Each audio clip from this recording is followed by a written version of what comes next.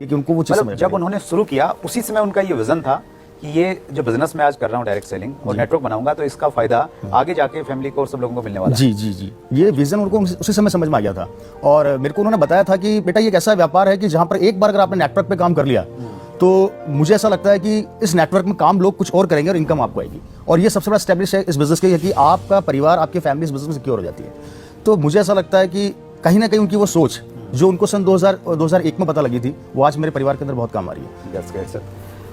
पिताजी ने नेटवर्क बनाया, गवर्नमेंट की जो गजटेड पोस्ट थी उसको साइड में रखा और नेटवर्क में फोकस किया। बहुत बढ़िया।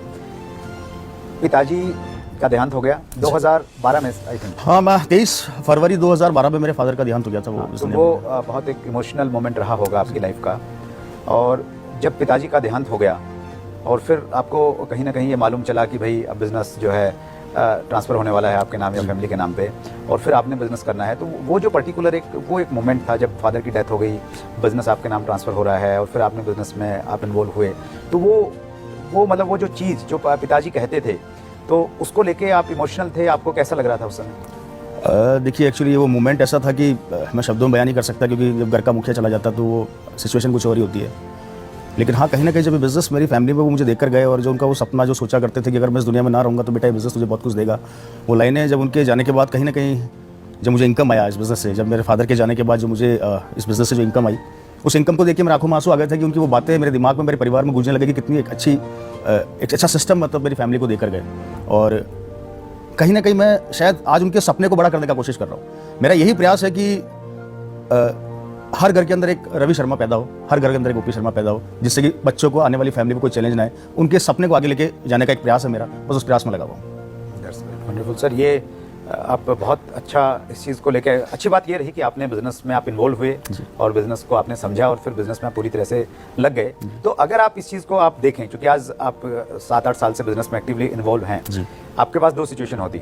एक सिचुएशन तो अब है कि पिताजी ने नेटवर्क बनाया और आपने आगे स्टार्ट करना शुरू किया, और दूसरी सिचुएशन आप जीरो से शुरू करते और फिर बिजनेस को बढ़ाते आगे, तो दोनों में कितना अंतर आप मानते हैं? सर, अंतर तो है।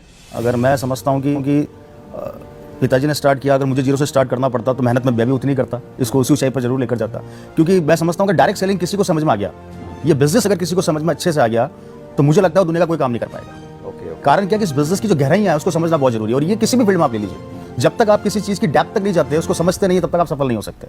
और एक बार अगर आपने डायरेक्ट सेलिंग की डेप्थ को समझ लिया, जैसे कि मेरे परिवार ने समझा, मेरे फादर ने समझा, तो मुझे लगता है कि शायद आप कभी रुकेंगे नहीं। और अगर मैं जीरो से स्टार्ट करना पड़ता तो मैं डेफिनेटली करता, 100% करता, लेकिन करता डायरेक्ट सेलिंग करते। लेकिन उसमें यह है कि जो पिताजी की 12-13 साल की जो मेहनत है, तो एक प्रकार से 12-13 साल पीछे रहते आप, अब आप 12-13 साल आगे हैं। जो 12-13 साल में आपको बनाने से मिलता तो वहीं से आपने स्टार्ट किया। बिल्कुल, ये इस बिजनेस की स्ट्रेंथ है।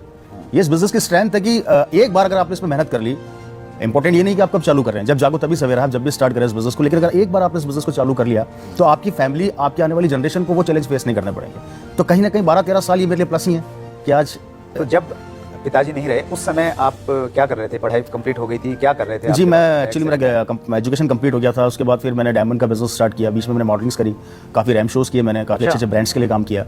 एंड मिस्टर नॉर्थ इंडिया मैंने फाइट किया।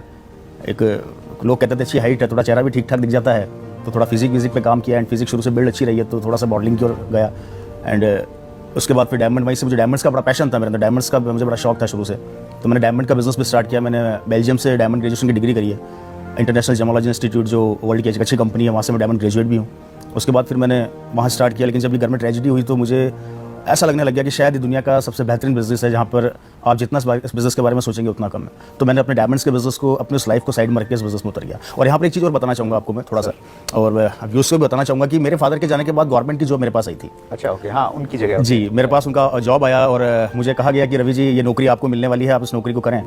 तो मेरे पास यहाँ पर दो रास्ते थे। एक रास्ता तो ये था कि इनकम तो आ रही है, मैं गवर्नमेंट जॉब कर लेता हूँ, और दूसरा रास्ता ये था कि नहीं, मैं फुल टाइम डायरेक्ट सेलिंग में आ जाता हूँ। तो मैंने अपनी नौकरी को साइड में रख के इस बिजनेस को अपनाया, और कहीं ना कहीं मेरा शायद ये फैसला आज मुझे लगता है